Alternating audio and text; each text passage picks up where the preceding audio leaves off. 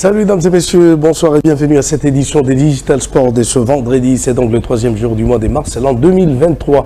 Une édition en grande partie dominée par du football. Nous l'ouvrons justement par ce chapitre consacré aux interclubs de la Confédération africaine de football. Vous le savez, sur les 4 équipes congolaises, une seule se produit ce vendredi. Il s'agit de l'ASV Club dans le cadre de son match remis de la première journée qui affronte l'équipe de Wydad Athletic Club de Casablanca. Ça sera sous les coups de 20h, bien entendu. Match très important pour les Clubiens qui ont réussi à se relancer dans la compétition après leur victoire sur la jeunesse sportive de Kabylie, 1-0 lors de la précédente journée, la deuxième si vous voulez bien. Et donc, ça sera dans le cadre de match remis que les Dauphins Noirs de Kinshasa affrontent les Marocains. C'est vrai que le groupe de Raoul Tsungouva s'est passé des services des deux de ces joueurs brazzavillois retenus par l'administration de l'aéroport international d'Istanbul. Un dossier administratif que suit de plus près le secrétariat général de cette formation. A-t-on appris des sources concordantes? Dans un autre tableau, vous allez le voir, c'est donc l'équipe du tout-puissant Mazembe qui, elle, prépare son match en déplacement contre l'US Monastir, cette formation tunisienne qui avait réussi à lui infliger une défaite à domicile lors de la précédente journée. Les Corbeaux sont mis au vert à Futuka, sans Passia Mwamba, qui a des petits démêlés avec la justice. Les hommes de Pamphile Miayo se déplaceront donc ou se rendront à Tunis déjà ce samedi pour affronter les Monastiriens le mercredi 8 mars, même jour que les Daring Club Motema Pembe qui sera reçu par la formation ougandaise des Rois-Hiver United sous les coups des 17h de Kinshasa, et Saint-Éloi Lupopo de Mohamed Mangasouba qui lui aussi sera en déplacement et sera reçu par Al-Akhtar de la Libye sous les coups des 17h le même 8 mars, journée internationalement dédiée à la femme. Allez, nous allons changer des registres d'actualité sportive maintenant pour parler donc de la Coupe d'Afrique des Nations de moins de 20 ans. Les quarts de finale ont vécu.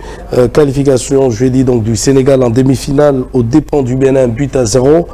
Quant au Nigeria, il a sorti l'Ouganda sur le même score, 1-0. Revenons sur le grand moment de ces 2 quarts de finale joués par les 4 formations avec Geeks et Landou dans cet élément. Une victoire 1-0 du Sénégal, victoire à l'arraché contre le Bénin, et d'office le Sénégal valide aussi son ticket pour le prochain mondial de la spécialité. Sa 4e participation après 2015, 2017 et 2019. Comme lors du tour précédent, dans son 4-4-2, le poulain de Malik Daf ont battu le Bénin 1-0 au stade international du Caire ce jeudi. Lamine Camara, Djibril Diarra et Pape Demba Diop ont fait reculer les joueurs de Mathias Deguenon 0-0 à la pause.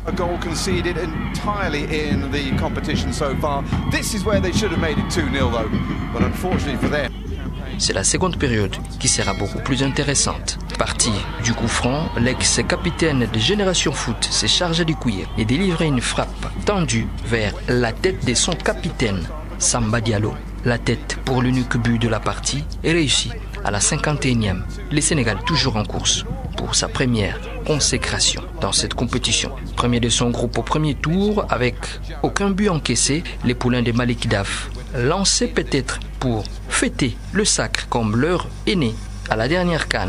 Pourquoi pas ceux qui ont gagné le CHAN. Mais pour y parvenir, il faudra d'abord gagner les 2 prochains matchs. Dans une autre rencontre de quart de finale livrée toujours ce jeudi 2 mars, le Nigeria, détenteur du record du trophée gagné, 7 au total et 2 finales perdues. Le Nigeria a battu difficilement l'Ouganda, finaliste de la dernière édition, 1-0. Les Flying Eagles seront à la Coupe du Monde de la spécialité prévue en Indonésie du 20 mai au 11 juin prochain. Une seconde participation d'affilée après celle de 2019 en Pologne où l'Ukraine avait terminé sur la première marche du podium. Mais pour y parvenir, les Verts ont souffert d'abord avant la petite délivrance. Un but contre son camp d'Ibrahim Jouba à la 31e minute et l'essor de la partie était scellé.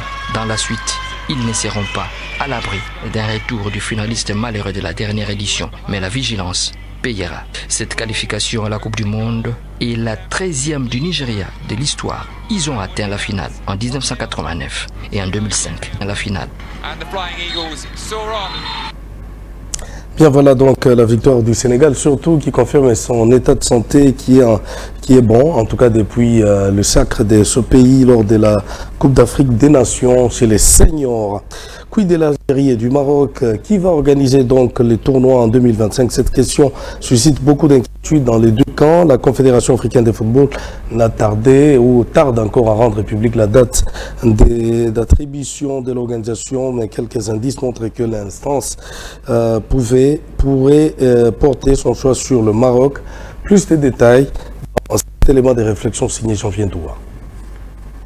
Donc c'est un match miroir de la saison. Cette saison, on a des objectifs bien précis.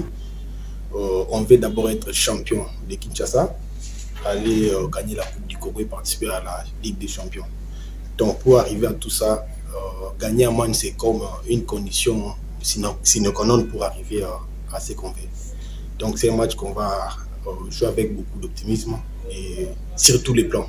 Là-bas, il n'y aura pas un entraînement sur le mental. C'est question d'échange, faire des feedbacks avec des joueuses, leur booster ce mental-là pour les gagner. Donc c'est un match qu'on va aussi demander au secrétariat de nous donner une arbitre expérimentée qui sera capable de bien gérer les tempéraments des deux côtés. Bikira et Amani, c'est un grand match. C'est un derby d'abord. Le derby, ça se joue pas mais ça se gagne. D'accord, on a eu le temps de préparer avec les enfants, surtout le comportement, côté physique, tactique, technique.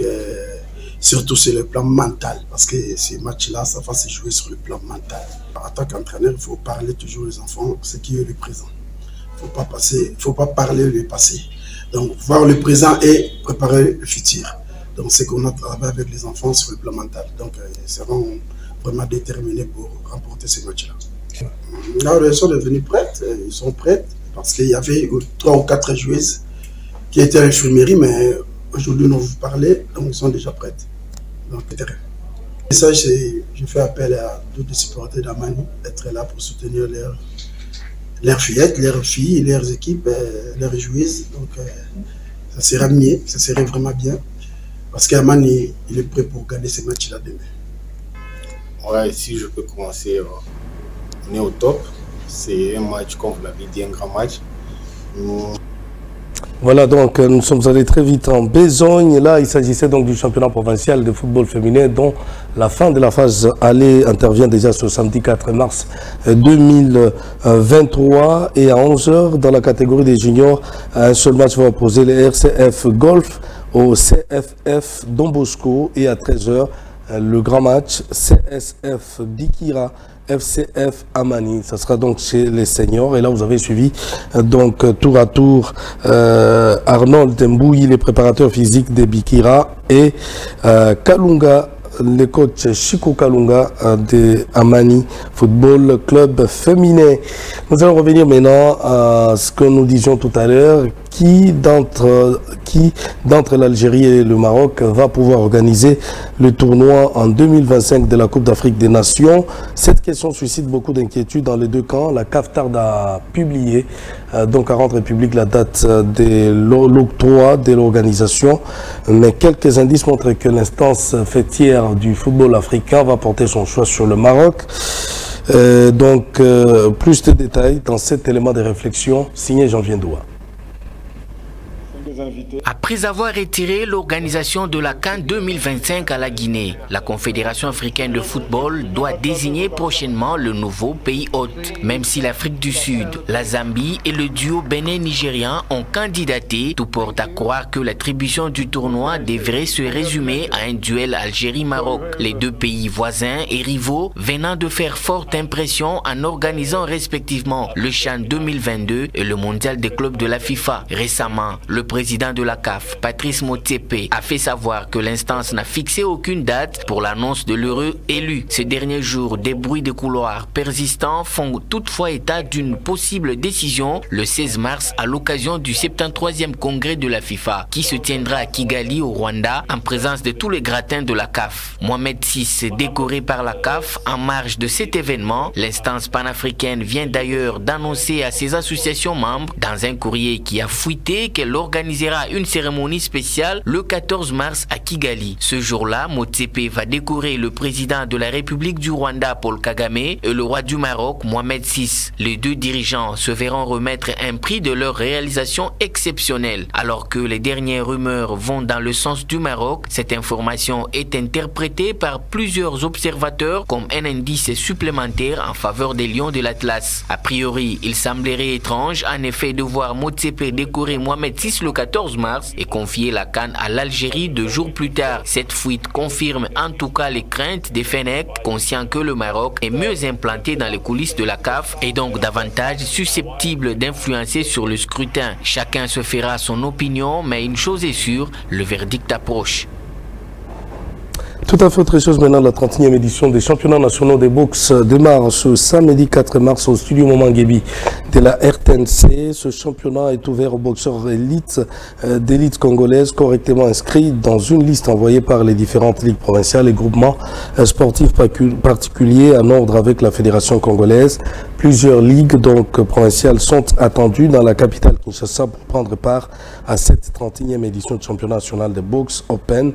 Comme le confirme le secrétaire général de la Fédération des boxe du Congo, je vous propose plutôt de suivre M. Pierre Ambongo au micro de Janvier Ndoua. Je commence d'abord par remercier toutes les autorités provinciales qui ont aidé pour que certaines délégations atteignent Kinshasa. Nous savons qu'il y a encore nos amis du Grand Katanga qui sont encore là-bas. J'espère que les gouvernements provinciaux respectifs de ces coins-là feront quand même l'effort pour que, tel qu'ils le font chaque année, pour que ces enfants-là puissent se rallier aussi Kinshasa le plus rapidement possible. Parce qu'on ne peut pas quand même participer à une compétition et connaître l'absence d'une région aussi grande que le Katanga. Donc je crois que les gouvernements provinciaux feront encore un effort pour que les enfants puissent se rallier à la capitale d'ici 2 jours. Malgré les temps, malgré les difficultés, la fédération travaille d'arrache-pied pour organiser en bonne et due forme cette édition du championnat du Congo. Et la fédération se bat jour et nuit pour mettre les athlètes dans de meilleures conditions et organiser de bonnes compétitions pouvant leur permettre de pouvoir prouver ce qu'ils valent réellement. Ils ont accepté d'être boxeurs. La fédération est là, la seule fédération qu'ils ont est là pour leur aider à pouvoir accéder à leurs rêves à travers cette discipline qu'ils ont choisie. Allez, on va terminer, on va clôturer cette édition de Digital Sport par cette nouvelle. La Fédération de karaté do de la République démocratique du Congo va organiser, et ce sous le haut patronage de la Première Dame, la 2e édition de l'Open Poulmalebo du karaté du 9 au 12 mars prochain au studio Momangébi de la RTNC. Selon le programme, mieux le calendrier parvenu à notre rédaction. Le tout sera précédé par un séminaire de coaching le vendredi 10 mars, une séance pédagogique avec les élèves et la cérémonie d'ouverture n'interviendra que vers 16 h du même vendredi 10 mars, et la grande finale aura lieu le 12 mars en présence de Madame Denise Nyakero Tshisekedi qui prendra parole à cette occasion. Et c'est la fin de cette édition de Digital Sport. Mesdames et messieurs, merci de l'avoir suivi avec autant de sympathie. Avec plaisir, la rédaction des sports de Digital Congo vous retrouve déjà ce samedi à 19 h de Kinshasa pour une autre session d'actualité des sports sur l'écran numérique. Au revoir et à très bientôt.